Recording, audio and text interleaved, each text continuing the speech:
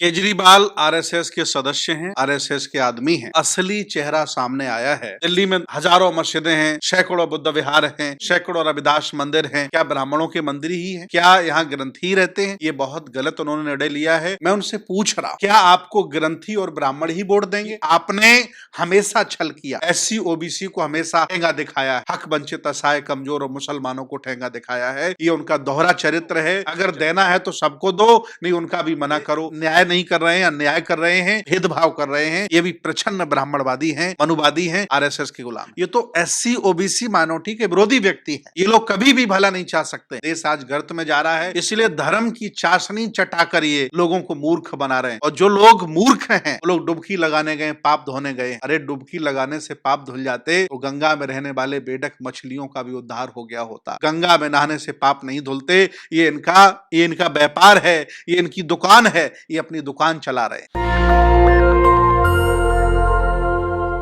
दिल्ली का विधानसभा चुनाव सर पर है। तमाम पार्टियों में होड़ लगी है कि कौन किससे सबसे बड़ा वादा करेगा जनता से और सबसे सटीक जुमला जनता के सामने परोसेगा। ऐसे में एक सवाल खड़ा होता है कि पुजारियों को और ग्रंथियों को 18,000 रुपए देने का वादा किया दिल्ली के पूर्व CM केजरीवाल ने। ऐसे में बौद्ध भिक्षुओं की क्या राय है और ऐसे में तमाम जो रविदासीय समाज का क्या कहना है, इस पर भी राय जानेंगे। लेकिन मेरे साथ हैं बौद्ध भिक्षु सुमित रतन जी, उन्हीं से इसी चर्चा पे बातचीत करेंगे कि आखिर केजरीवाल की इस पॉलिसी पर बौद्ध भिक्षुओं ने तमाम सड़कों पर आकर आंदोलन करना शुरू क्यों कर दिया। सर, हमारे चैनल में आपका स्वागत है। बहुत बहुत धन्यवाद सभी लोगों का। जी, पहला सवाल तो मेरा ये है, जिस तरीके से दिल्ली के पूर्व CM का ये ऐलान आया, जनता के सामने जो वादा किया कि हर पुजारी को 18,000 रुपए दिए जाएंगे, इस पर तो आपको खुश होना चाहिए। आप लगातार सड़कों पर आकर विरोध करने लगे। केजरीवाल RSS के सदस्य हैं, RSS के आदमी हैं जी। और उनका असली चेहरा सामने आया है। उन्होंने ग्रंथी और ब्राह्मणों को महत्व दिया है, उन्होंने इमामों को महत्व नहीं दिया, बौद्ध भिक्षुओं को महत्व नहीं दिया, कबीर पंथियों को महत्व नहीं दिया, पादरियों को महत्व नहीं दिया, रविदास मंदिर वालों को, वाल्मीकि मंदिर वालों को महत्व नहीं दिया। मैं उनसे पूछ रहा हूं, क्या आपको ग्रंथी और ब्राह्मण ही वोट देंगे? और अगर आप ईमानदार हैं, जो ईमानदारी की खबरें पूरे देश में आप चलाते रहते हो, तो बौद्ध भिक्षुओं को आपने क्यों छोड़ा, पादरियों को क्यों छोड़ा? और अगर केजरीवाल ऐसा नहीं करते हैं तो हम लोग पूरी दिल्ली में घूम घूम करके अपने लोगों को बताएंगे कि अब की बार केजरीवाल नहीं, किसी और को वोट दीजिए। ये बहुत झूठा आदमी है और झूठे लोगों से बच के रहिए। जी, अगर पुजारी की बात की जाए तो पुजारी जो है समाज को एक नई दृष्टि प्रदान करते हैं, अपने परिवार पे ध्यान नहीं दे पाते, इसलिए सरकार ने ये नीति को लागू करने की सोच है। देखिए, धार्मिक हम सब लोग हैं, उसमें पादरी भी शामिल हैं, बौद्ध भिक्षु भी शामिल हैं, इमाम भी शामिल हैं। दिल्ली में हजारों मस्जिदें हैं, सैकड़ों बुद्ध विहार हैं, सैकड़ों रविदास मंदिर हैं। क्या ब्राह्मणों के मंदिर ही हैं? क्या यहाँ ग्रंथी रहते हैं? ये बहुत गलत उन्होंने निर्णय लिया है। अगर अभी भी वो सुधार नहीं करेंगे, बहुत बड़ा उन्हें नुकसान होने वाला है। 20 तारीख को हम लोगों ने जंतर मंतर पर बहुत बड़ा प्रदर्शन बुलाया है।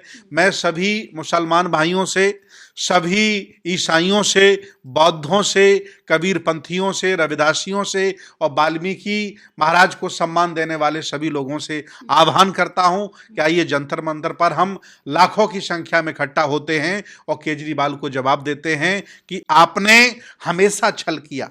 जब से इन्होंने पार्टी बनाई है, SC OBC को हमेशा ठेंगा दिखाया है और फिर जब एक बार घोषणा की बात आई तो फिर इन्होंने हक वंचित असहाय कमजोर और मुसलमानों को ठेंगा दिखाया है।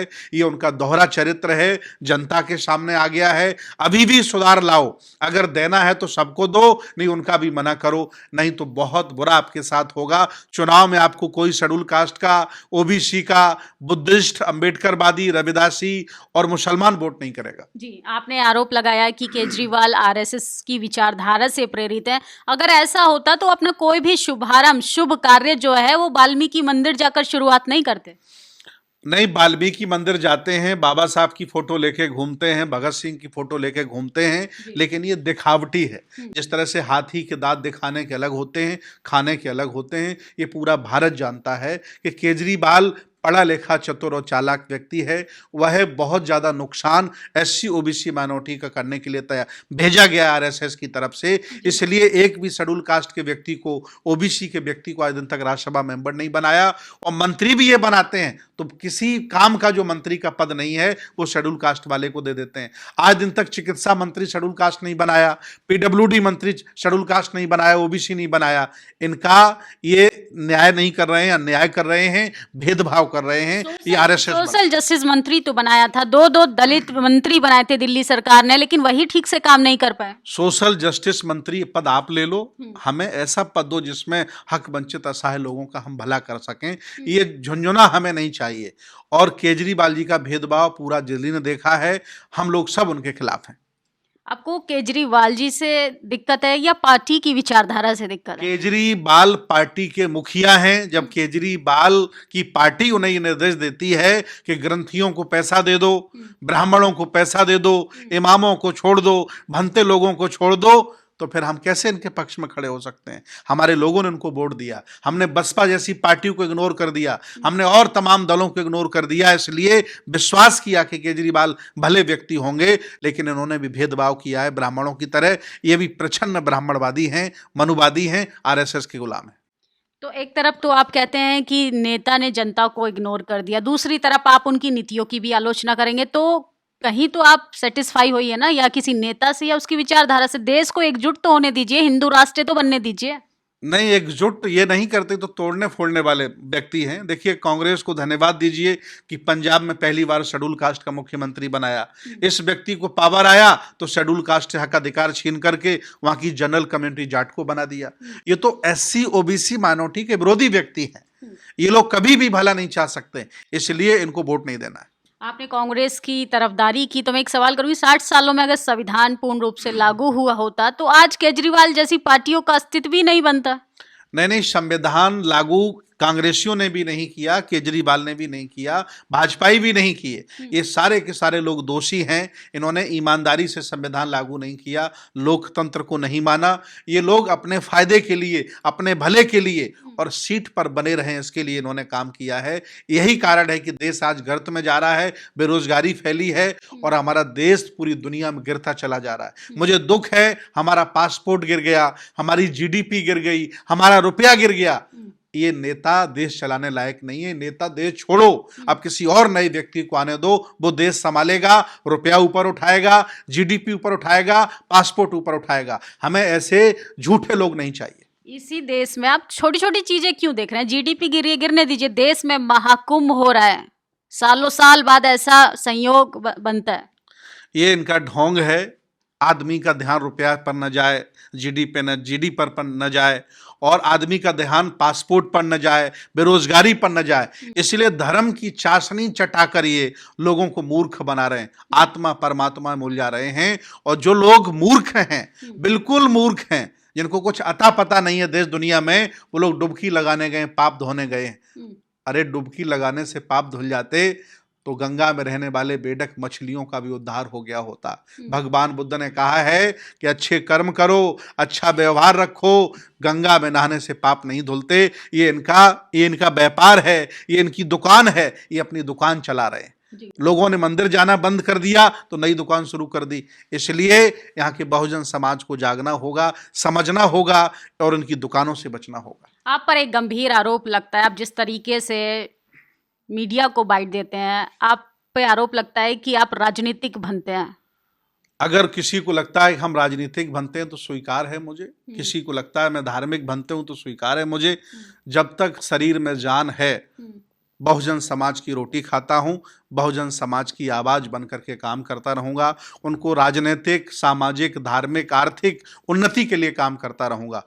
और ये देश बौद्धों का है, छल कपट से हमसे लूट लिया गया, मूर्ख बनाकर हमें जातियों में बांट करके हमारा साम्राज्य हमारा छीन लिया गया। हम बहुजन समाज को जगा रहे हैं और जब तक इनको सत्ताधीश नहीं बना देते, पुनः शासक नहीं बना देते, तब तक लड़ते रहेंगे, बोलते रहेंगे, जिसको जो लगे हमें स्वीकार है, कोई दिक्कत नहीं। सत्ता परिवर्तन की जिम्मेदारी तो बौद्ध भिक्षुओं की भी है, वो भी अपने मठ और बिहारों से निकले, वो भी संघर्ष करे, वो भी आंदोलन करे, लेकिन ऐसा देखने के लिए तस्वीरें हमें मिलती नहीं है। एक आध गिने चुने बनते हैं जो मुद्दों की बात करें। बनते लोग भी बहुजन समाज से आए। जब बहुजन समाज सोया हुआ है, मरा हुआ है, डरा हुआ है, तो बनते लोगों में जान कहाँ से आ जाएगी? बनते लोग जिस दिन बाबा साहब को पढ़ेंगे, बनते लोग जिस दिन ललई सिंह यादव को पढ़ेंगे, बनते लोग जिस दिन पाखंडवाद से निकलकर, त्रिपिटक से बाहर निकलकर, अपनी पूजा पाठ से बाहर निकलकर, शादी ब्याह से बाहर निकलकर जब वो ज्योतिबा फुले के आंदोलन को जानेंगे, तब उन्हें पता चलेगा कि समाज कितने गंभीर बीमारी से जूझ रहा है। और ये बीमारी कोई आसान बीमारी नहीं, इसके लिए बौद्ध भिक्षुओं को चिकित्सक बनना पड़ेगा, काम करना पड़ेगा, धम्म का झंडा भी हाथ में लेना पड़ेगा और सामाजिक महानायकों को के विचार आगे बढ़ाने का भी झंडा हाथ में लेना पड़ेगा। जी, आपने धम्म का झंडा उठाने की बात करी, तो आपका कोई आगे कार्यक्रम होने वाला है, उसकी सूचना हमारे दर्शकों को दीजिए। आगामी 23 फरवरी को बहुत बड़ा 9वां राष्ट्रीय बौद्ध महासम्मेलन हम लोग बुंदेलखंड की धरती झांसी में कर रहे हैं। इस कार्यक्रम में पूरी दुनिया के लोग आ रहे हैं। हमने 11 देशों के बौद्ध भिक्षु बुलाए हैं। 1 लाख से ज़्यादा लोग पार्टिसिपेट करेंगे। मैं आपको निमंत्रित करता हूँ, आमंत्रित करता हूँ, आओ और हम लोग घर वापसी करते हैं और पुराने गौरव के साथ जुड़ते हैं। ये देश हमारा है, हमारे पुरखों ने बनाया है, बुद्ध का धर्म हमारा है। बाबा साहब ने कहा कि बुद्ध ही वो धम्म है जो बहुजनों को सम्मान दे सकता है, बाकी कोई धम्म सम्मान नहीं देगा। इसलिए दोस्त दुश्मन की पहचान करो, आओ, हम आपका स्वागत करते हैं। 23 फरवरी झांसी में राष्ट्रीय बौद्ध महासम्मेलन में घर वापसी करते हैं। बहुत बहुत धन्यवाद। कोई भी दर्शक अगर आपसे मिलना चाहे या आपकी कोई मदद करना चाहे, कोई नंबर आप जारी करना चाहते हैं? मेरा नंबर है 9412502625, 9412502625। ये मेरा नंबर है। और अगर आप सहयोग भी करना चाहें तो इसी नंबर के माध्यम से कर सकते हैं, हमसे मिल सकते हैं और हमारा साथ दे सकते हैं। बहुत बहुत धन्यवाद जी, बहुत बहुत शुक्रिया हमसे बातचीत। थैंक यू निधि जी, बहुत बहुत धन्यवाद जी। ये थे भिक्षु सुमित रतन, इन्होंने अपनी बात रखी। और सोचिए, सामाजिक लड़ाई में, अधिकारों की लड़ाई में निमंत्रण नहीं दिया जाता। जिसका ज़मीर जिंदा हो वो इस प्रोग्राम में, इस धम्म यात्रा में अपना साथ दे और अपना सहयोग भी दे। और सोचिए, जिस तरीके से बाबा साहब चाहते थे इस देश को बौद्धमय बनाना, शिक्षित बनाना, वैसा नहीं बन पाया, क्योंकि वो इसलिए कि हम राजनीतिक, आर्थिक, सामाजिक रूप से कहीं ना कहीं पिछड़ते जा रहे हैं। अगर आप चाहते हैं कि हमारी राजनीतिक, आर्थिक, सामाजिक लड़ाई मजबूत बने, तो हम सबको एक दूसरे का हाथ थाम के आगे बढ़ना पड़ेगा। और आपकी क्या प्रतिक्रिया है हमारी बातचीत पे, और केजरीवाल की इस नीति पर आप लोग क्या सोचते हैं कि पुजारियों को 18,000 और बाकी लोगों को झुंझुना? ऐसे तो नहीं चलने वाला। आप अपनी राय जरूर दें। शुक्रिया। नेशनल दस्तक की आपसे गुजारिश है कि अगर इसको बचाना चाहते हैं तो नेशनल दस्तक को सब्सक्राइब करने के लिए रेड कलर के सब्सक्राइब बटन को दबाएं, फिर बेल आइकन की घंटी दबाएं। नेशनल दस्तक को बचाने के लिए बहुत जरूरी है कि हर खबर को शेयर करें, लाइक करें, कमेंट जरूर करें।